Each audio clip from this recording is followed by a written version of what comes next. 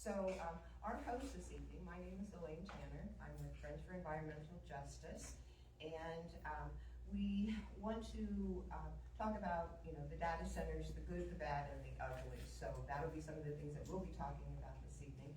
And we will publish a QC code that you can go to the Appalachian Roots Facebook page and you'll be able to find more information. We put in there information that applies to what's going on around the country. Who's got a moratorium? Who's been taken advantage of in their community? Who has not been told that these data centers are coming? So we want to get that information out to you. So the Appalachian Roots is the campaign. We have Scott Shoup here, who is from Kentuckians for the Commonwealth. He is helping sponsor this event this evening. And he will be inviting you to a monthly data center call through Kentuckians for the Commonwealth, and I'll let him speak on that a little bit towards the end. And then we have Beverly Collins, who is with Sense of Place. She's a co-owner of Sense of Place, and it's a community education focused on natural history of Eastern Kentucky. And basically we are writing the history. This is history here because if these data centers come on, then that's going to be something that our kids are going to talk about, our grandkids are going to talk about, because it's not something that's going to go away, and we need to make sure that it's done properly, that the regulations are in place. My background is in county planning from the town I lived in Ohio. I now live in Letcher County, and it's important to me what the future of the county has to offer, and that we have the right people in place to be able to tell us what the next steps would be. Tell us that, that we have someone's got our back. So that's kind of the focus on this evening. And we just want to understand what we're up against, and if and when data centers come our way. And yes, they are looking at Eastern Kentucky. These corporations prey on unprepared communities. And I've seen this firsthand in almost every community I've ever worked in 5 states. That is the bottom line. They, just like what's going on in Pikeville right now. So I don't want to take thunder. So I'm going to start with our presentations, and we have Michael Wine. Going to do that? Okay. He's a candidate for U.S. House of Representatives from Kentucky's 5th District. He is avidly opposed to building AI data centers in Eastern Kentucky and supports strong federal regulations on AI growth. Michael has a background in history and archaeology.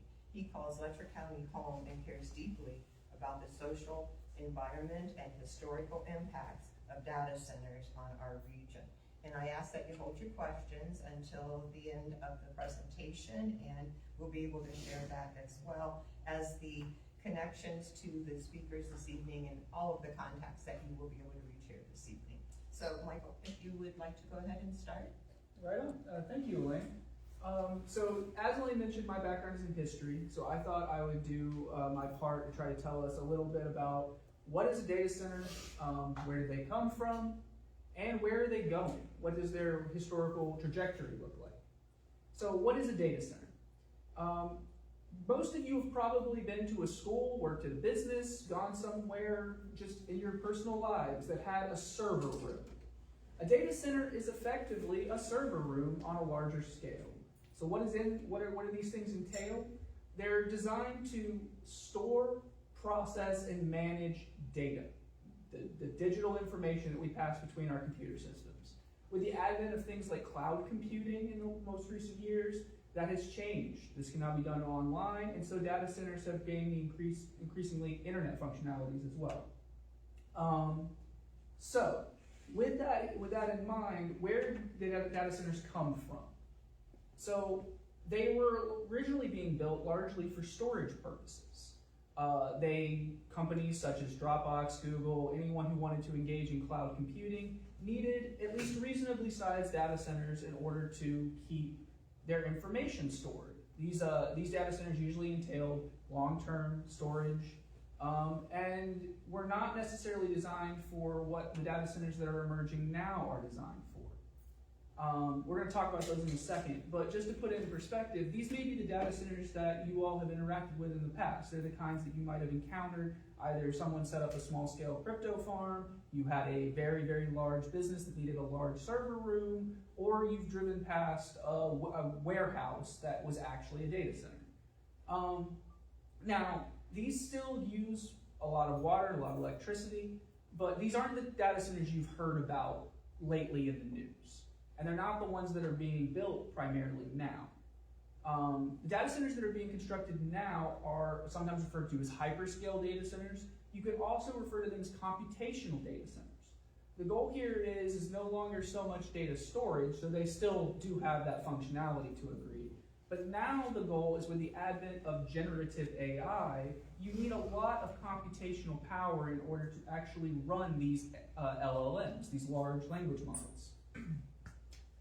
If you need all that computational power, you have to have a place to generate it. And so this is what these hyperscale data centers are. Now, hyperscale data centers in and of themselves AI in and of itself wouldn't necessarily entail the construction of as many of them as we've seen lately.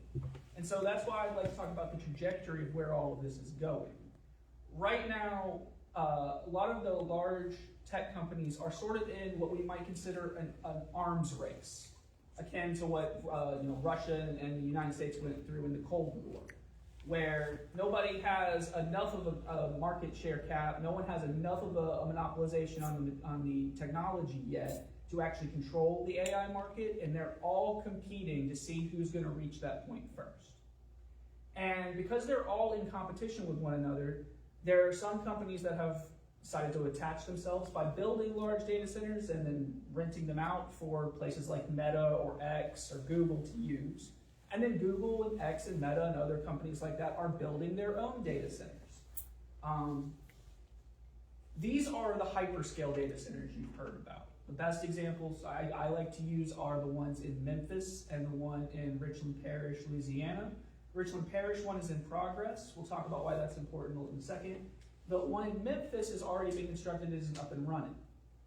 The one in Memphis uses somewhere on the order of 1.6 gigawatts of energy every year. It also has increased smog by 60% roughly in the town. It has consumed millions of gallons of water from a place that, while it has excellent access to water, access to clean water is an issue. In Richland Parish's case, it's in construction. Because it's in construction right now, there were promises of jobs, 5,000 jobs. Those jobs did materialize, but not for the folks who live in the community, because many of the workers or contractors brought in from outside. And we know that because Richland Parish's traffic accident rate has gone up 600% because of all the increased traffic from all the new people who have flooded in the community. These data centers that are currently being produced serve the point of computation. And they need to have as many of them as possible because these generative AI models use a massive amount of computational power. And so if you're engaged in winning an arms race amongst other companies who are all doing the same thing, you're building them as quickly as you can, as cheaply as you can, and you're saying whatever you think you have to say because this is the future as we've been told. But that future is going to come at the cost of so much electricity, water, or the cost of our clean air, and the cost of our communities. And so that's the trajectory we're on right now, is there's a competition going on. Because that competition is going on, there's a lot of speculation in the market. There's a lot of rampant building. There's a lot of people who, a lot of communities very similar to ours, who are worried that they're going to be caught up in all of this and are sort of signing away agreements ahead of time to try to get the best deal they can. And we need to think about that going forward. Thank you, Michael. A lot to think about there. Next we have Gary Bine.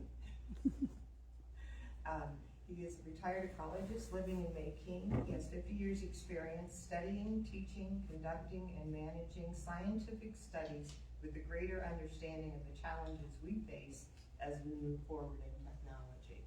I think the perfect person to share some of your wisdom with us, Gary. So. Thank you, Ellen.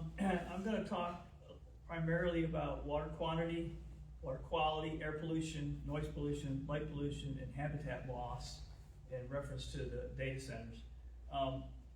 Data quantity, water quantity is probably one that everybody talks about, and it's huge. But you also have to keep in mind that as you talk about data centers, you have to talk about a moving scale.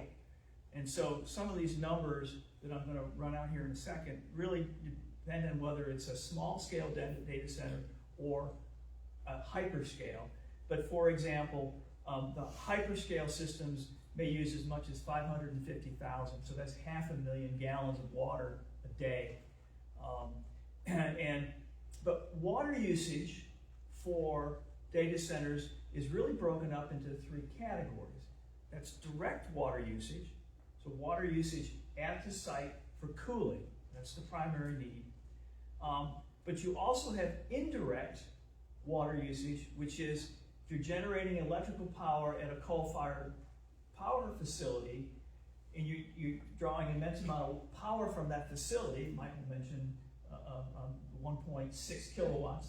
Not kilowatts, it's gigawatts. Gigawatts. You also use water to cool the coal-fired power plant. And then there's also a lot of water that's necessary for chip manufacturing. These hyper data centers use an immense amount of numbers of chips, and it takes several thousand gallons of water to manufacture a chip.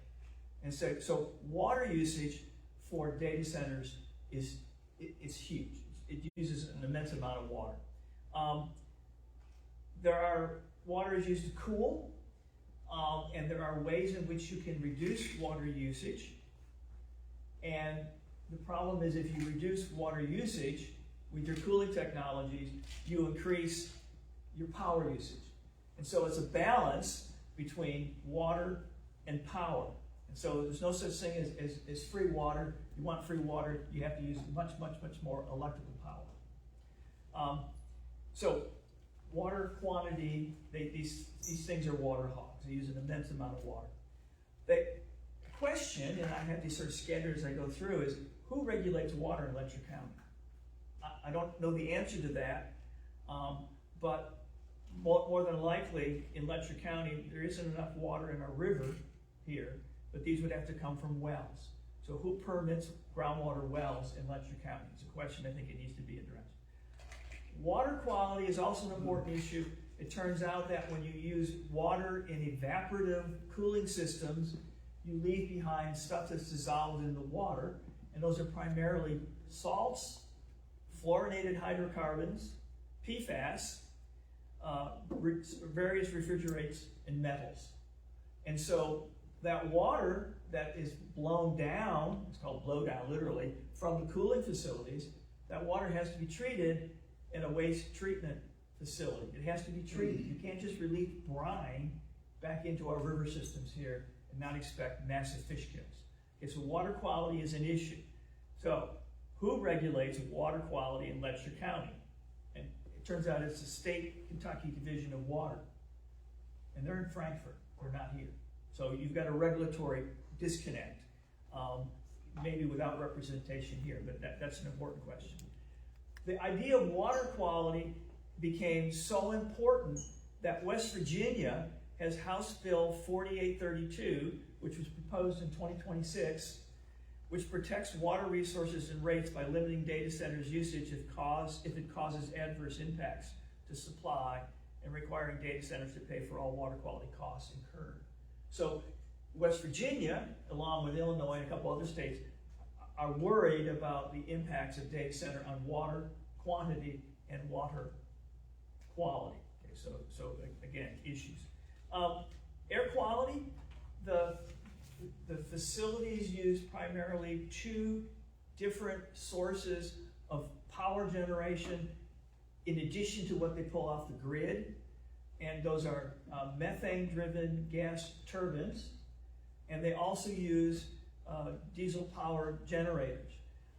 Both of these produce particulates, but in particular the diesel generators produce an immense amount of soot, particulates, and is as well as nitrous oxide, nitrogen oxides, and fine particulate matter, which can result in problems such as smog. But the bottom line is that these can impact health people, triggering asthma, for example, or breathing problems. So you have respiratory issues associated with these. The diesel generators are typically restricted to running only during power outages. But what's happened, for example, in the Memphis facility, is that they're running the diesel generators to produce power, and they're doing it 24/7, 365. And the result is 60% increase in smog in South Haven, just south of Memphis. So there are air pollution issues. And again, who manages that, who regulates that in the state of Kentucky? Well, it turns out it's the state, not county. And the person you want to talk to is Zach Bittner. I can give you his phone number. So there's people we need to talk to, get more information from there. Noise pollution is an issue. These sites have a tendency to hum, and they hum 24/7. And oftentimes, because they're sited within residential areas, that hum becomes a bit of a nuisance. The turbines make a fair amount of noise. The diesel generators generate 105 decibels at 400 feet. And of course, if I'm shouting in your ear, I'm at 110 decibels. So you can imagine 105 decibels, even at 400 feet away from the machine, is quite loud. And these facilities, the hyper facilities, for example, they literally have flatbeds with multiple generators on them. They just move them in, move them out. And there's 1,000 of them. Light pollution is an issue. We have sky glow. There are no county ordinances that I'm aware of that would affect that. We have loss of habitat. I don't think there's any zoning here. And the last point I want to make is that, what about emergency services? When the fuel, methane, diesel, and the lithium batteries catch on fire, and we send Jenkins Fire Department to put it out. So there are some infrastructure issues that are also related to environmental uses. So I'll stop there. I could go on. I will if you're not careful. We'll have questions. Thank you, Gary. Thank you, Gary. Next we have Zachary Tackett. Welcome, Zachary. Zachary is a registered nurse and a nursing director from Eastern Kentucky with a passion for transparency, public engagement, and sustainable economic development. As a founder of Creeks Don't Rise Coalition, he has worked with communities across the region to promote informed public discussions around energy policy, infrastructure, and large-scale development when protecting local communities, ensuring transparency, and giving citizens a meaningful voice in decisions that shape Eastern Kentucky's future. Go ahead, Zach. Yeah, so I'm very glad to have you guys here because you guys provide a lot of great information that I'm not even aware of as well. And like I said, this is what it's all about, is learning as a community, learning together, and growing as a community. And that's what I want to see from these events and from others later on too. The best way I can describe data centers is how I've described them on my Creek Don't Rise page. It's the good, the bad, the ugly. I think these guys have done a great job of explaining the bad. There's more bad than, like he said, he'd go on forever. So there's a lot of bad that comes with these things, and I think that those need to be known in the community and know what we're getting ourselves into. My focus, though, is more so the ugly. So the ugly, in my opinion, in all of this is the ones who want to bring in these data centers, and that is Kentucky Power. Kentucky Power in our communities, they want to bring in these data centers because of the bottom line. If I told you as a nurse that I got paid for every IV I put in, you'd question me and say, hey, Zach, why do you want to put this IV in, correct? It's the same concept in a way with Kentucky Power. If we know that they're going to make $900 million a year, now I don't know if that's net, gross, or what you want to call it, but $900 million a year in electricity generation from the data center in Boyd County, it would lead us to say, hey, why do you want that here, right? And I think transparency plays an important part in that, because the Boyd County situation, the public had no knowledge of this and that it was coming down the pike until it was already there and it's too late. My goal is to bring to light all of these conversations that's going on right now behind closed doors in all of our communities, because I can tell you there are more people that want to secure land and resources that we have here, so that they can hopefully eventually maybe even put data centers here in Letcher County, Perry County, Pike County, and so on across our region. So knowing the bear poking behind the scenes, I think, is a crucial thing for the public to know. And who stands to really benefit is the question that the public should be asking. And in my opinion, the one who really stands to benefit from all of this is Kentucky Power. Now, I trust Kentucky Power as much as I trust a goat in a garden, especially when it relates to data centers. But now, I will tell you, we should not, as a community, immediately dismiss everything that Kentucky Power brings, because one of the main problems that I notice across all of Eastern Kentucky, all across the United States, is that people have a hard time holding two things at the same time together. Two things can be true at the same time. Zach can be a good person and still do something that hurts his community. Both of those things can be true. Zach can be a bad person and still bring things forth that could benefit the community. And that is where I think people need to be realistic with this and the data centers and say, hey, can we realistically use these companies to benefit our communities? And if we realistically can, I think it should be considered. But what has to happen first is they have to be transparent with us. It does not start behind closed doors with elected officials signing NDAs. It doesn't start with Kentucky Power recruiting these companies in. It starts with us being involved in the process. Now, proprietary information. It hurt the stocks. It'll hurt the company if they release those things. I'm not asking you to release proprietary information. I'm asking you to tell us, hey, we're seriously considering data centers in Letcher County. We're seriously considering data centers in Pike County. And we would like to know, let the public be involved, and we have these people like this who are wonderful assets to our community that know way more than sometimes our judge executives, our magistrates, and so on, and can help guide us down the path to where we need to be. Now, I don't want to take up all the time here either. I can go on forever about this, but Kentucky Power should not drive us. Yeah, they'll say, we help with economic development, we want to benefit our communities. And yeah, that may be true, but it sure seems like all the money that they get, that they put in shareholders' pockets, is our money. It seems like they turn around and give that shareholder money back to us and say, here's donations, I hope you appreciate this.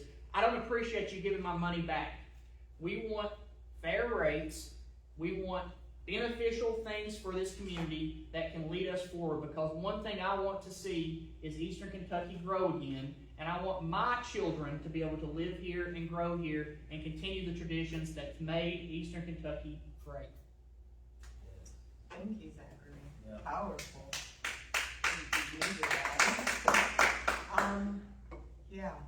Couple things I would like to mention on the decibels for the sound. Gary, I'm going to throw this back at you. We cannot monitor decibels unless we have the equipment to do so. From my past experience in Ohio in zoning, we couldn't afford that equipment to be able to do that. So that puts us in a spot. Interestingly enough, I'm a woodworker. And as I get older, I worry about losing my hearing. And your cell phone now has an app that you can acquire for free, which will monitor decibels. So it turns out that we have the technology. It's not going to be as precise as a laboratory level instrument, but you can get pretty close. Okay. And it's just an app. It's free. Awesome. And so you could have a bunch of citizen scientists running around with phones, and you can record the information. What's the app's name? I don't remember. We will get that onto the upper We'll lecture. figure that out later. Yes, Scott. So my question, I think, probably will be towards Michael. Any of the rest of you, please feel free to jump in if you know something about it. Like, my honest worry and my biggest thought and complaint with all this data center stuff is we are planning and pursuing to bring all this stuff in our communities, which we did the same with coal, quote unquote, and we know where coal has left us as far as an economy and our people's health and just the downturn of it to our economies and our communities. So my thought with these data centers are, I think first and foremost, as we discuss this, one of the main elements that should be involved is how do we plan for decommissioning of these so-called hyperscale data centers? You know, I think that should be front and center, because if not, our communities are going to be left with the same cleanup we have been from COVID. That's just my thought. And something else, if I could just add on to that, people are talking about the current artificial intelligence bubble that we're in. Yep. If that bubble bursts, do these data centers, do they stay afloat? Do they go under? If they go under, how does that impact us? Does it say it's turned everything upside down and this bubble's burst and now we have nothing to show for it, or even less to show for it than we would have had, Yeah. which still probably not that much? Okay, this is gonna take me a second to get through all of it, because there's a couple parts to this. So let's start with some basic information. So you talk about an AI bubble. Yes, there is an AI bubble. I don't think even the AI companies deny that at this point. That bubble is, like I was saying in my talk, predicated on this arms race that's going on. And it is sort of, there's a really interesting feedback loop to all of this, with Intel in the center of it. NVIDIA, my apology, with NVIDIA at the center of it. But AI has had billions of dollars poured into it at this point. I can't give you an exact number, but it's easily clearing multiple hundreds of billions of dollars that has been poured into this technology. I would not be surprised if at this point, cumulatively, we are in the trillions. Profitability, on the other hand, has been in the millions of dollars. So you've got a 10 or 100 times scale less of profitability. And that's one of the biggest problems they're having right now.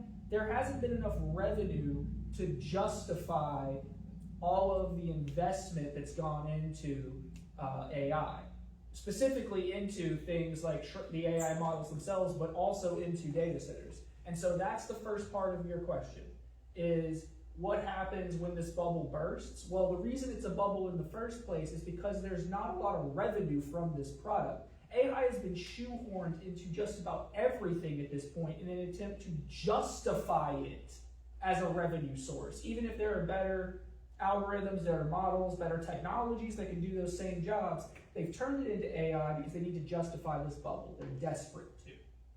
Okay, so that's the first part of this. What happens when the bubble bursts? Well, when the bubble inevitably bursts, if the AI companies are right, then AI works out, it becomes the future, all of us lose our jobs, and who knows what happens from that point forward.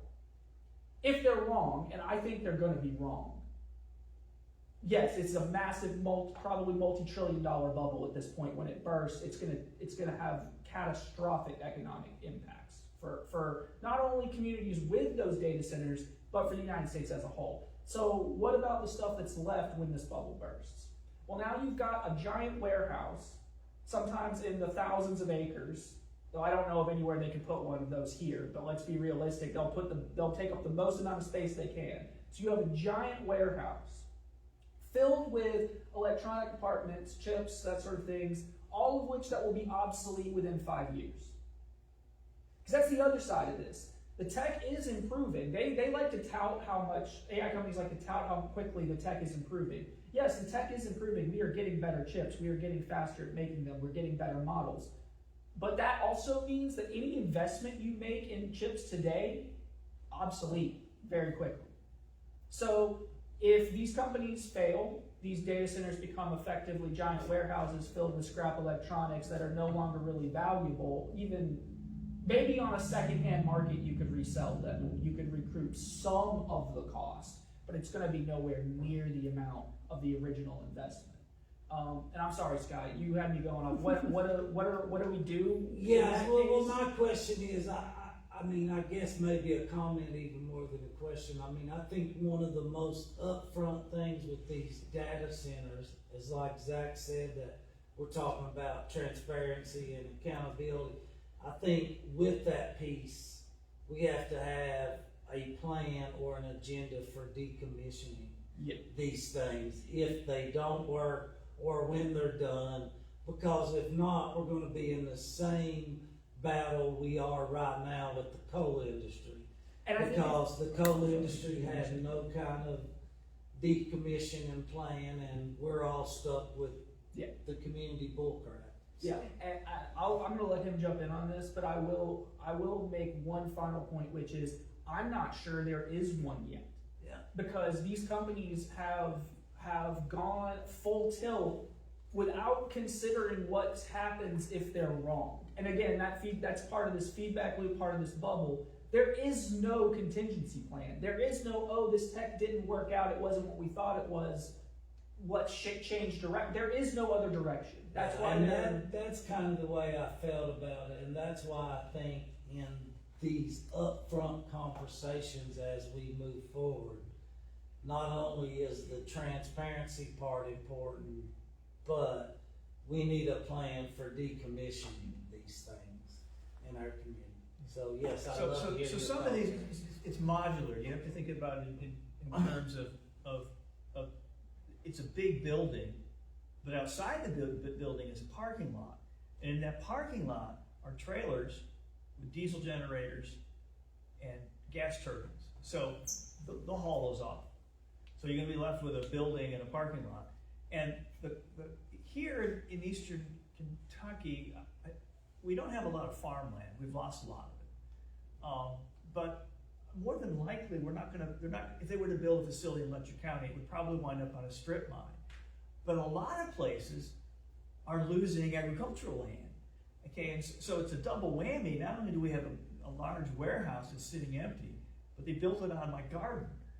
And so there is that, lost habitat. right. And I mean, if you want to see what one of these looks like, go to the Jenkins Industrial Park. And there's Mohawk Enterprise, and it was a bit mining operation. Big building sitting there behind chain link fence, empty. And so that's what you're going to get is we got two of them in common. Right. We're going to get a mall. You're going to get a shopping mall with a big parking lot around it, probably gravel.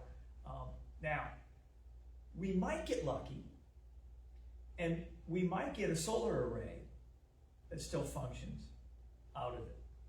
And so you could imagine that renewables might be the way to go if you have enough area to generate your own power, but behind a barrier on site. And so that might be infrastructure that might be worth keeping if possible. Michael's point about the change in technology is rapid. I mean, I was born before computers really existed. I started on mainframe computers that had maybe 100th or 1,000th of the power that this phone has. And, now it's in my hand, in my pocket. It's in your So back pocket. we are on the curve, technology curve. We are up here. We're logarithmic, and the scale is time and technology, and we're going nuts. And so in 2 years, it may very well be that the data centers will fit in this room.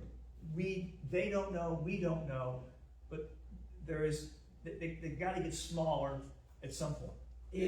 But I guess what you saying there, Gary, is that not pushing more the importance of what I'm saying of how we have a plan from the beginning for decommissioning these places? And also remember, these are corporations. They don't do what is Right. particularly expedient. They don't even necessarily do what is particularly effective. They do what is most profitable. Well- So if it is more profitable for them to buy up massive chunks of land than it is to improve the technology to make it so that it can fit in a smaller building, that's what they're going to do. They also do risk assessment. And so, what's interesting is that, we come back to what, I focus on environmental issues, but in Arizona and Phoenix, they're beginning to run into a water problem. Go figure, data centers, and there's a water problem in Phoenix. In Arizona. In Arizona. So they're beginning to look at that region because they're in a drought now. And they're beginning to realize that maybe we need to move out of this region and go more rural rather than be associated with cities where water is easier to come by. And so corporations aren't dumb. Yeah. They do assess risk Yeah. to the bottom line. And so here in Letcher County, if you put in a hyperspatial, Hyperscale. I used to be a remote sensor. A hyperscale facility, is there enough water here? Well, anybody seen the river lately? Not a whole lot of water in the river. There's no way that river right now would have sufficient cooling water.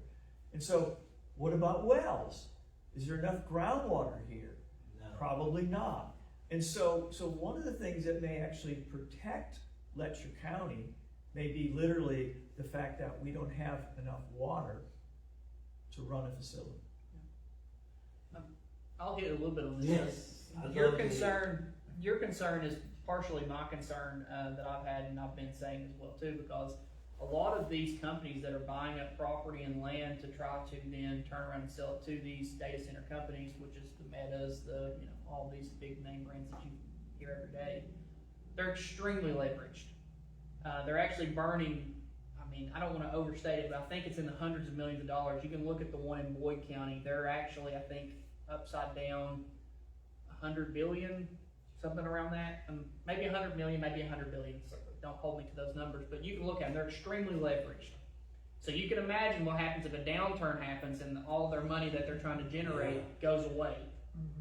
Extreme leverage goes under, then you're stuck with whatever's left. Yeah. And this will answer your question. Yes. I think, and I'll be honest with you, I don't think decommissioning is necessarily a concern with these as much as mine is, or like these other things, because basically you're left with a building that's got computers in it that's not being used. What I'm concerned with though is our communities believing the hype that's coming with them and saying like, oh, we're going to give you the world. Well, then we say, okay, we'll give you all the money you want, like we've done throughout history in Eastern Kentucky of giving these companies everything they want. And then guess what happens? We're left behind. We're left behind because they got all the tax benefits, all the incentives, and we have nothing to show for it. 100%. The decommissioning, though, I don't think is necessarily as big of a worry with these as like you'd think with a mines operation or things like that. But again, though, best way to lose your hind end: liquor, ladies, leverage. So there you go. That's the best way to remember that. So Western Been North there with Carolina. liquor and ladies. Question back here? You have a question? Elaine, before I answer this question, let me just a follow-up comment.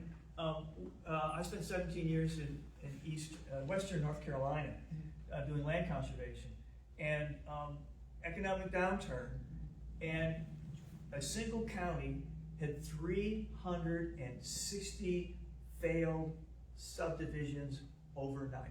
Wow. And so, Wow. okay, so and these are places that were building roads, they were putting in water, electric, transformers, and then overnight they shut down. And in fact, if you go out onto these landfill, these subdivisions, you still see spools of cable and water lines. But the impact to the community was that the guy who owned the track hoe was building the roads. He didn't get paid. Yeah. So it took a Downstream poor effect, community, and you know, actually put these guys out of business. And so that's what you wind up with, degradation, and those sites aren't stable, they erode, and they throw sediment and silt and fall apart slowly over time because they're basically strip mines.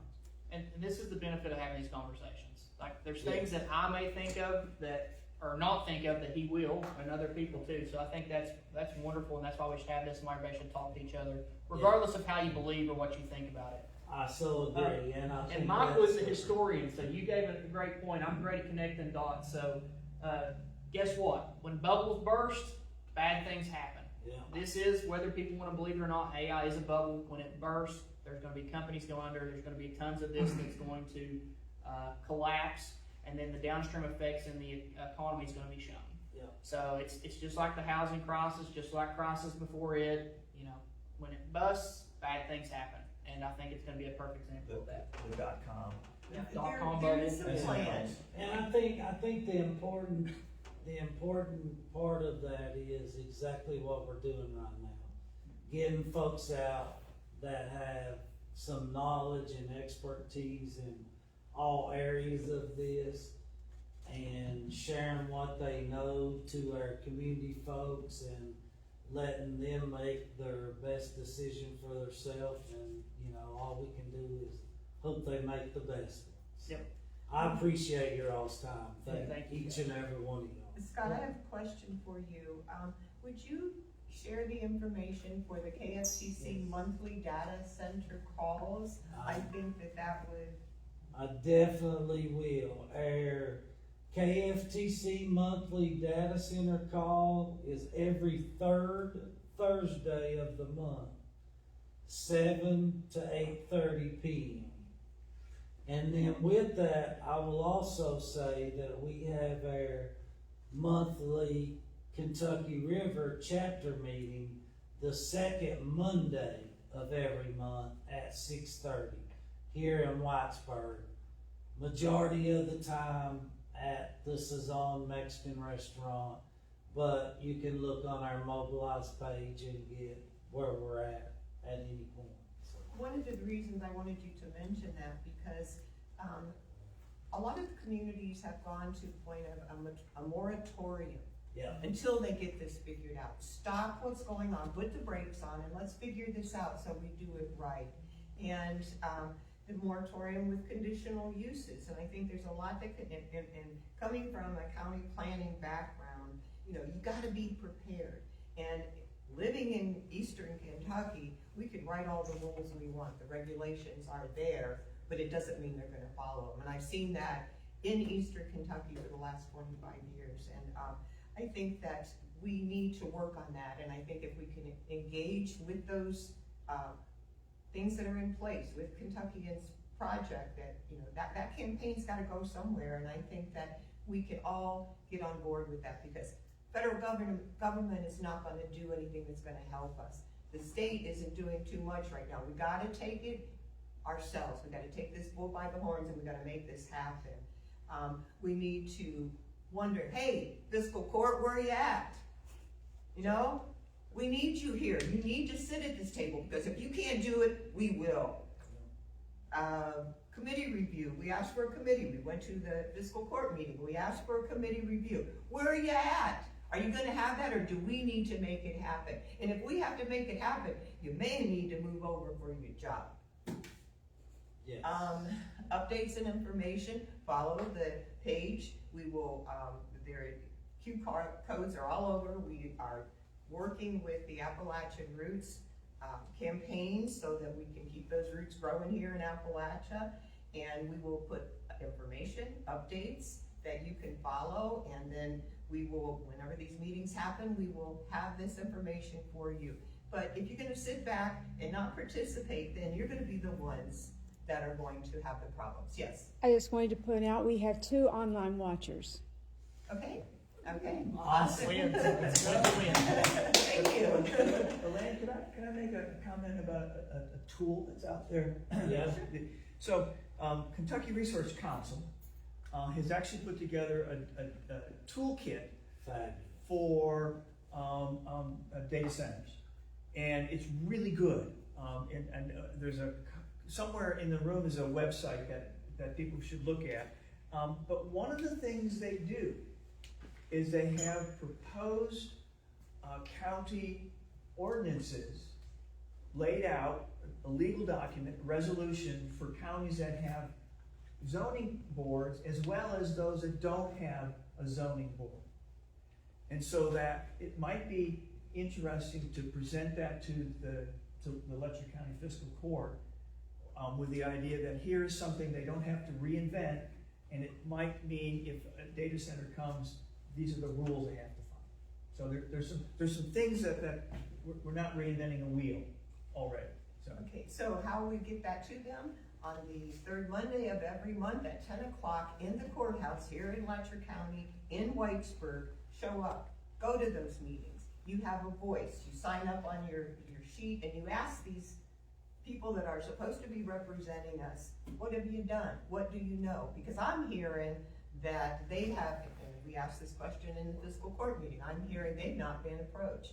But CRAD, Kentucky River Valley District, Area District. Development District. I heard through the grapevine that possibly they have been approached for data centers. So if CRAD is the representative for Letcher County and they are coming into the neighborhood, I think they should be transparent with us and tell us what company is coming in, how do we know?